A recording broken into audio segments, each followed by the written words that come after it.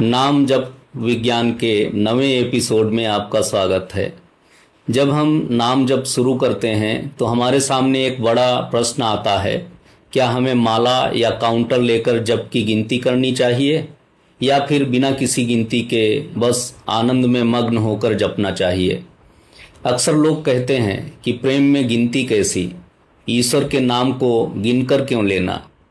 ऊपरी तौर पर यह बात बहुत आध्यात्मिक और सही लगती है, लेकिन मित्रों, जब आप संज्ञानात्मक मनोविज्ञान और मानव मस्तिष्क की कार्यप्रणाली को समझेंगे तो आपको पता चलेगा कि हमारे ऋषियों ने नियत संख्या यानी गिनती की जो व्यवस्था की थी उसके पीछे एक बहुत बड़ा वैज्ञानिक कारण था।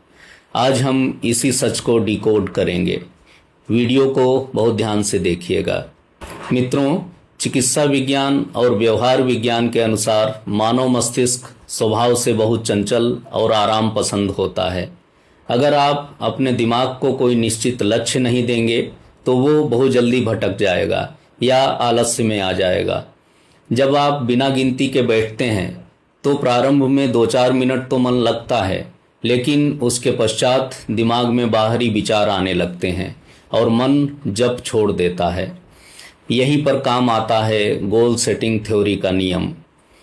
जब आप संकल्प लेते हैं कि मुझे आज 108 बार या 3 माला जप करना ही है, तो आप अपने अवचेतन मन को एक स्पष्ट कमांड देते हैं। यह निश्चित संख्या आपके चंचल मन के लिए एक बाउंड्री खड़ी कर देती है और दिमाग को पता होता है कि उसे कहाँ तक जाना है, जिससे भटकाव बहुत कम हो जाता है।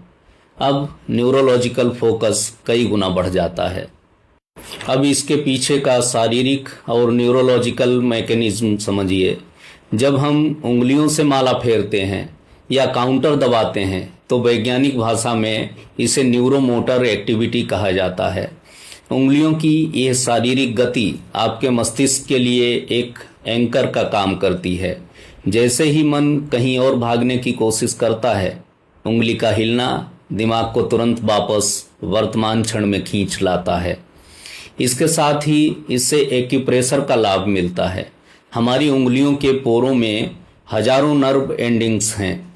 जब हम अनामिका या मध्यमा उंगली से माला के मोतियों को दबाते हैं तो वो सीधा हमारे नर्वस सिस्टम को उत्तेजित करता है, जिससे मस्तिष्क में शांति और सजगता पैदा करने वाले हार्मोन रिलीज होते हैं। ऋषियों की इस सूक्ष्म और वैज्ञानिक व्यवस्था के लिए हमें प्रकृति के प्रति हमेशा कृतज्ञ होना चाहिए।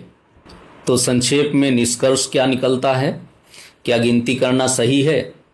जवाब है, शुरुआती और मध्यम स्तर के साधकों के लिए गिनती करना न सिर्फ सही है बल्कि बहुत ज़रूरी है, ताकि मन को एक अनुशासन सिखाया जा सके।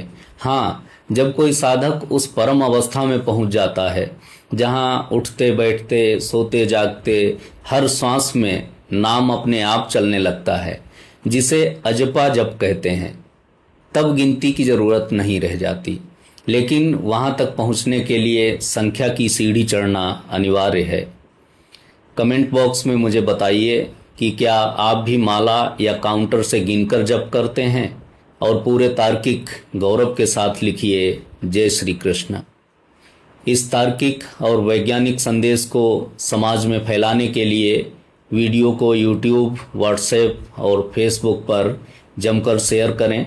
हमारे पेज को फॉलो करना ना भूलें। सजग रहिए, अनुशासित रहिए, स्वस्थ रहिए। धन्यवाद। जय हिंद।